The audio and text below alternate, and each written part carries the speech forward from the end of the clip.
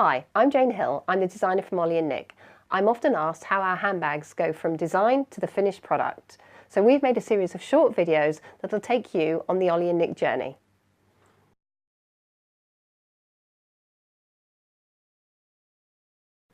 I'm always on the lookout for inspiration, and it can come from anywhere. I love visiting vintage fairs, antique shops, and it could be anything that inspires me, a piece of fabric or a vintage handbag, which I might just see a stitch detail or a clasp, something that I'll note down actually in my notebook, or maybe just store it in my mental notebook as an idea that'll come out next time I'm designing a collection.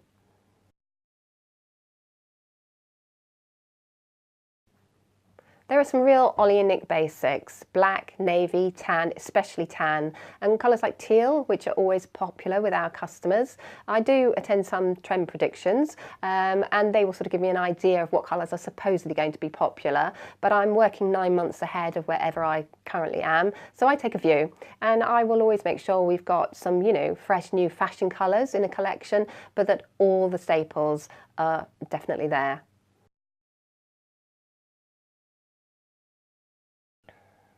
Ollie and Nic, we don't really follow a trend. I'm very interested in fashion, and I'll read every magazine I can lay my hands on, and I read a lot of blogs. So, if I find something that's a trend upcoming, and I think it's right for Ollie and Nic, then we'll get involved. And an example would be mini backpacks, where they are a trend and we absolutely feel they're right for the Ollie and Nic customer, so they're included in the collection. And it could be a colour that's on trend. If it's right for Ollie and Nic, then yeah, we'll have it in our collection. But other than that, no, we don't slavishly follow trends.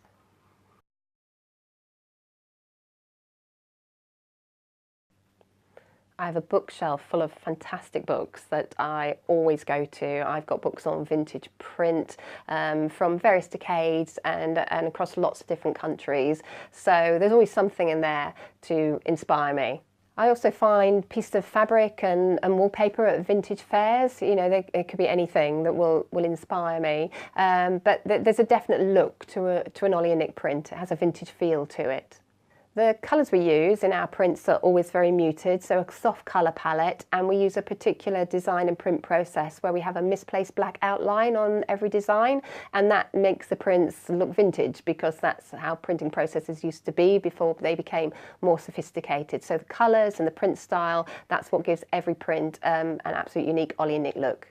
Floral designs of all sizes, shapes and colours are always popular, so we make sure they're included in every collection. But we quite often include what we call a conversation print. We've had cats, dogs, even parrots. We keep all the artwork for all the prints over the seasons, so it's built up into a sizable collection now that we dip back into, and we actually call our print Ollie and Nic Old and New Print Archive. I work with a graphic designer who helps me pull all my ideas together and actually produce the artwork, which can be produced in lots of different colourways, so I can then select the ones that I think will work best with whichever collection we're working on. Listening to our customers' comments, we get a good idea of what people are looking for and whether they're finding our straps too long or too short, and of course just using them ourselves.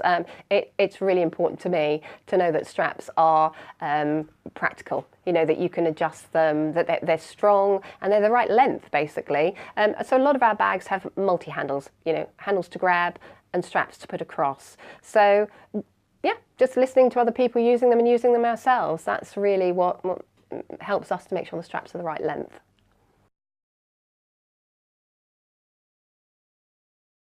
We have a standard kit of hardware that we've developed over the seasons, and I can take from any of that to incorporate it in a new design.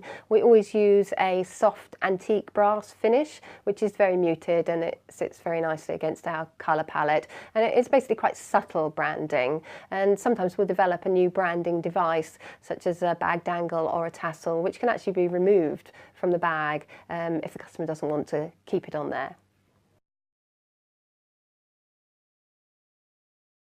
I always start with a hand drawing, often with a handbag sample in front of me that I'm sort of drawing a version of. So I start with a simple outline, and then I just work it up. I get the detail on there. I have to put all the notes on about the fabric that I want to use for the outer, the lining, hardware, zip colour, key measurements, and then gradually it comes together until I've got the finished drawing that's ready. Well, it's a specification basically for a sample, and I hand that to the sample maker.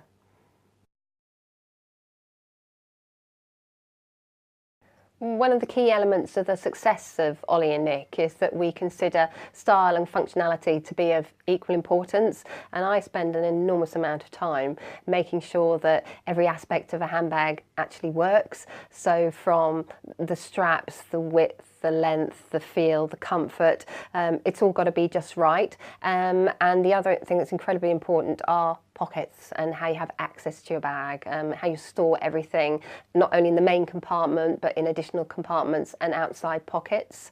So everything that I design, I make sure that it's really practical and that it's great for everyday use.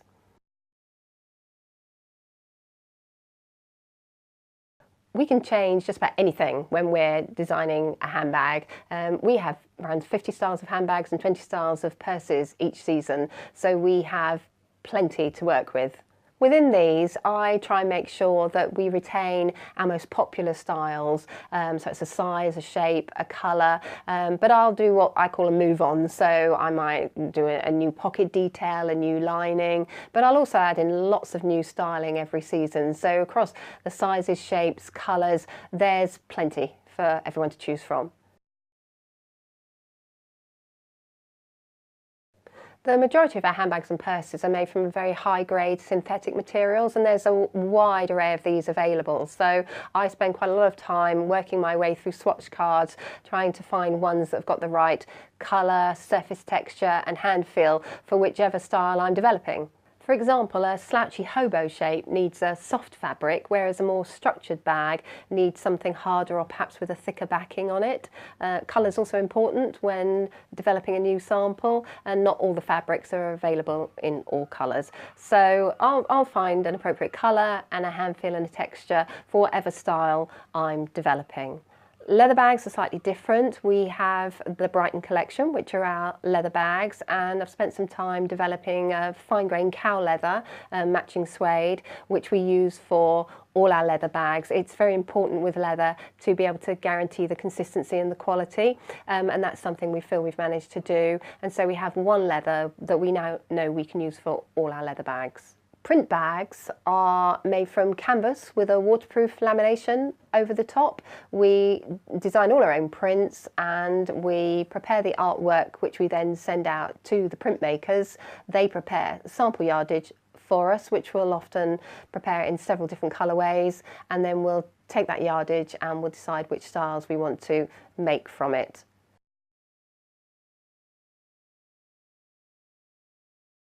From my initial meeting with the sample makers, it takes around 1 month for them to cut the patterns, arrange the raw materials and get the samples made.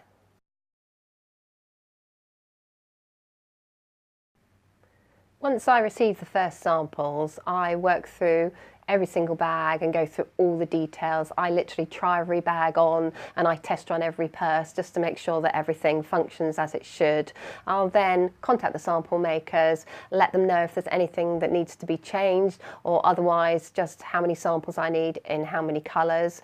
And then it should take about another 3 to 4 weeks before I have the perfect set of samples of every style in every colour.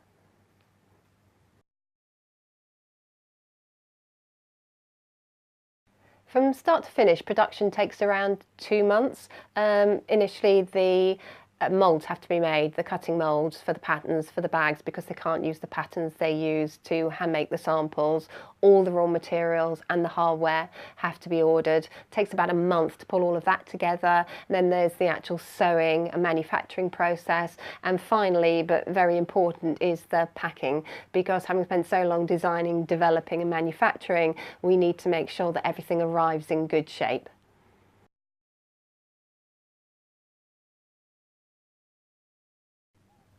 If you factor in the time I need for research and development, it's almost 9 months from the initial ideas to seeing the finished product on the shelves or on our website. And as we develop 2 full collections every year, there's never a quiet moment, and we often start developing a new collection before the previous collection has even launched.